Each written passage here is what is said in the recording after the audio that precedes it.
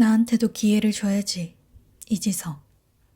명주는 한강을 산책하다가 문득 높은 곳에서 야경을 보고 싶다는 생각에 무작정 영동대교로 올라갔다. 봄이라고 해도 저녁이 되면 서늘해져서인지 차가운 공기가 피부에 닿자 온몸에서 소름이 돋았다. 주머니에 손을 넣고 터벅터벅 대교 끝을 향해 걸어가기 시작했다. 그러다 중간쯤 명주는 멈춰서서 주위를 두리번거렸다. 사람이 드문 새벽이라 다리 위에는 간간히 지나가는 차들만 있었다. 서울답지 않은 적막함이었다. 이제 명주는 난간에 기댄 채 건물들이 뿜어내는 빛을 바라보았다. 강물에 비친 빛들은 흐릿했지만 화려했다. 눈을 가늘게 뜨고 볼수록 빛의 파장은 더욱 커져갔다. 강렬한 빛들에 명주는 순간 어지러움을 느꼈다. 마치 이곳이 현실이 아니라 꿈을 꾸고 있는 것 같았다. 느껴지는 감각들이 부자연스럽고 인위적이게 느껴졌다. 그러다가 명주는 이제 시선을 돌려 발밑 바로 아래 흘러가는 강물의 움직임을 바라보았다. 밤이라서 강물은 푸른색도 갈색도 아닌 진한 남색을 띠었다. 계속 반복되는 출렁임에 명주는 강물이 젤리 같다고 생각했다. 돌멩이를 던지면 통 하고 튀어오를 것만 같았다. 한참을 일렁임을 바라보고 있는데 한 남자가 다가오더니 그에게 말을 걸었다. 왜? 죽으려고요? 갑작스러운 남자의 말에 명주는 주춤거리며 그를 빤히 쳐다보았다. 아니요, 그냥 산책 나온 거예요. 명준의 말에 남자는 그렇구나 하듯 어깨를 한번 으쓱 하더니 명준처럼 난간에 몸을 기대었다. 대학생 때 서울로 와서 여기 자주 왔어요. 야경이 너무 보고 싶은데 난 반지하에 살았거든요. 그래서 여기 와서 맥주 한 캔 들고 저기 남상타워 보이죠? 저거 보다가 집에 들어왔어요. 펜트하우스가 따로 있나? 이런 게 진짜 펜트하우스지. 안 그래요? 남자는 손에 든 캔맥주 하나를 명준에게 건넸다. 얼떨결에 건네받은 캔맥주를 손에 들고 명준은 어정쩡한 자세로 고개를 꾸벅 숙여 감사 인사를 했다. 불쑥 찾아온 말동무가 당황스럽기는 했지만 마냥 불편하지는 않았다. 이제 남자와 명준은 캔맥주를 홀짝이며 같은 자세로 난간에 서 있었다. 그쪽은 본가가 서울이에요?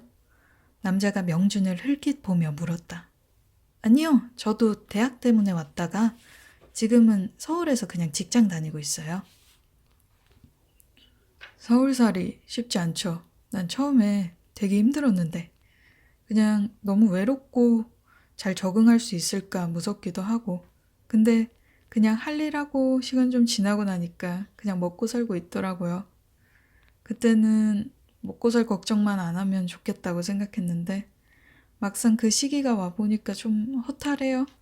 그냥 이렇게 회사 다니다가 죽는 건가 라고 생각하면 허무하고 그렇다고 딱히 하고 싶은 것도 없고. 남자는 말을 마치고 빙그레 웃었다. 남자의 말을 듣고 명주는 다시 요동치는 물줄기를 바라보다 입을 뗐다. 저도 그런 것 같아요. 삶이 너무 괴로워서 막 죽고 싶다까지는 아닌데 가끔씩 그만하고 싶을 때가 있어요. 내 인생도 동영상처럼 멈춤 버튼이 있었으면 좋겠더라고요.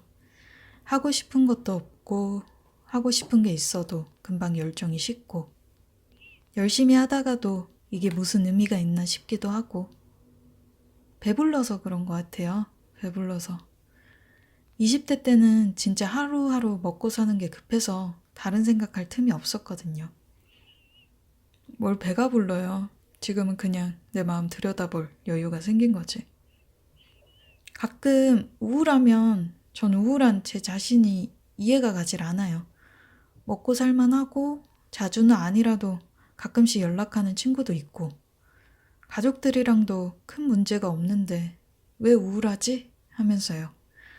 보통 우울증에 힘들어하시는 분들 찾아보면 어릴 때 부모의 외도, 학대, 학교 폭력, 연인 실패들 막 이런 큰일, 큰 사건들 때문에 그러시더라고요. 근데 전 그렇진 않았거든요. 그래서 제가 우울이라는 단어를 입 밖에 꺼내는 게 실례인 것 같아요. 엄살 부리는 것 같고. 그래서 도무지 제 우울에 대한 답을 찾을 수 없어서 답답해요. 왜 우울하면 안 되는데요? 남자는 의아한 듯 물었다. 전 우울할 이유가 없거든요. 아까 말했던 것처럼 보통 우울한 명준의 대답이 채 끝나기도 전에 남자가 말했다. 그거랑 상관없어요. 우울도 그냥 기쁨, 슬픔 이런 것처럼 하나의 감정이니까 누구나 느끼는 거잖아요. 그리고 나는 우울하면 안 돼라고 생각하고 있다가 우울하다고 느끼면 내가 잘못된 것 같고 어디 고장난 것 같잖아요. 그러니까 우울하면 아, 내가 오늘 우울하구나. 그렇군. 오늘 난 우울하다 하고 그냥 그 감정을 받아들여요. 우울함이 무슨 죄도 아니고. 남자는 난간에서 팔을 떼고 바닥에 털썩 양반다리를 하고 앉으며 말을 이어갔다. 그리고 자잘한 일들한테 상처받는 게 얼마나 치명상인데요. 알죠? 종이에 베이는 거 별거 아닌 것 같아도 엄청 쓰라리잖아요. 칼로 베어도 종이에 베어도 아픈 건 마찬가지예요. 그러니까 아프다고 쓰라리다고 소리 질러도 돼요. 명주는 자연스럽게 남자를 따라 앉았다. 그렇네요. 제가 그 감정을 너무 금기시했나 봐요. 나도 우울해도 되는데. 명주는 잠깐 뜸을 들이다 남자에게 물었다. 그러면 우울함이 계속 지속되면 어떻게 해야 될까요? 그냥 받아들이면 언젠가는 없어질까요? 사실 나는 우울함을 없애는 방법은 없다고 생각해요. 솔직히 우울증 약 먹고 갑자기 시궁창 같던 인생이 무지갯빛으로 변하고 여기저기 막 유니콘이 사방군데 뛰어다니면 그건 약이 아니라 환각제잖아요. 만약 약 먹고 무지개가 보인다 싶으면 그 의사 바로 신고해야 돼요. 남자의 진지한 눈빛에 명준은 웃음을 터뜨렸다. 남자는 그런 명준을 보더니 명준과 같이 낄낄 웃고 맥주를 한 모금 마신 뒤 고개를 들어 하늘을 올려봤다.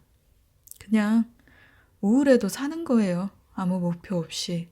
그냥 배고프니까 밥 먹고 졸리니까 자고 눈 떴으니까 일어나고 목표 없어도 돼요. 그냥 사는 거지. 인생 특별할 거 없어요. 요 강물처럼 그냥 출렁이는 대로 흘러가는 대로 그렇게 버티다 보면 어떤 날은 우울의 존재감은 찾아볼 수 없는 날이 있을 거고 또 어떤 날은 기쁨이 더 클 수도 있고 아니면 분노로 우울은 생각도 안 날 수 있잖아요. 난 가끔 바람이 불 때 뭔가 상쾌한 바람이 불 때 살아있기를 잘했다는 생각이 들어요. 진짜 별거 아닌 이유죠. 그러니까 너무 몸에 힘주지 말고 그냥 편하게 있어요. 남자의 말에 명주는 생각에 잠긴 듯 고개를 살짝 떨구고 말했다.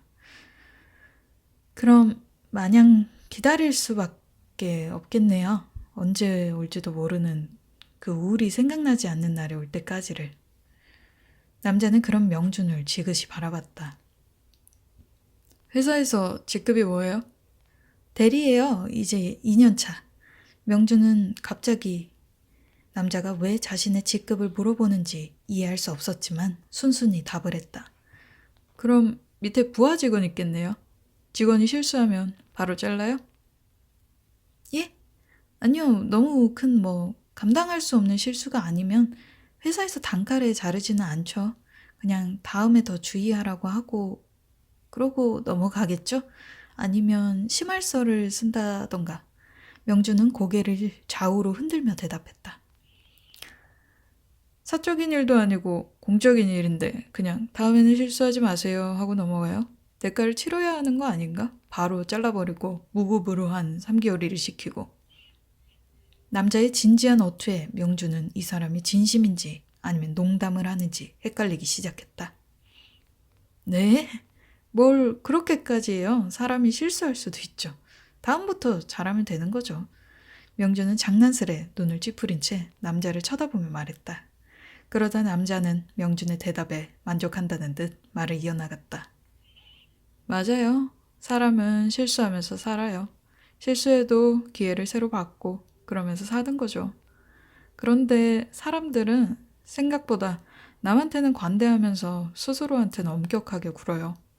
다른 사람이 실수하면 다음에 더 신경 쓰면 돼 하면서 자기가 실수한 거는 엄청 야박하게 굴더라고요. 우울해서 술 마시고 포기해버리고 자기한테 상처 주고. 난 사람들이 스스로한테 관대해질 필요가 있다고 생각해요. 우울함도 마찬가지예요. 자기가 우울하고 싶어서 우울한 사람은 없잖아요. 우울한 나라는 사람이 뭘 얼마나 잘못했다고 그렇게 모질게 굴어요. 남한테 그렇듯 우울한 자기 자신한테도 기회를 줘야죠. 남자는 말을 마치고 으차 하는 짧은 기합과 함께 자리에서 일어나 엉덩이에 묻은 흙먼지를 털었다. 그리고 명준을 지나쳐 대교 끝으로 걸어가기 시작했다. 그러니까 명준아, 너한테도 기회를 줘. 명준은 깜짝 놀라 걸어가는 남자의 뒷모습을 응시했다. 얼마나 시간이 지났을까? 명준은 남자가 사라진 대교의 텅 빈 끝을 멍하니 바라보다 자리에서 일어났다. 그리고는 먹다 남은 맥주캔을 한 손에 쥐고 자신이 걸어 올라왔던 그 길을 다시 되돌아 내려가기 시작했다. 명준이 걸을 때마다 맥주캔 안에서는 출렁이는 물소리가 들렸다.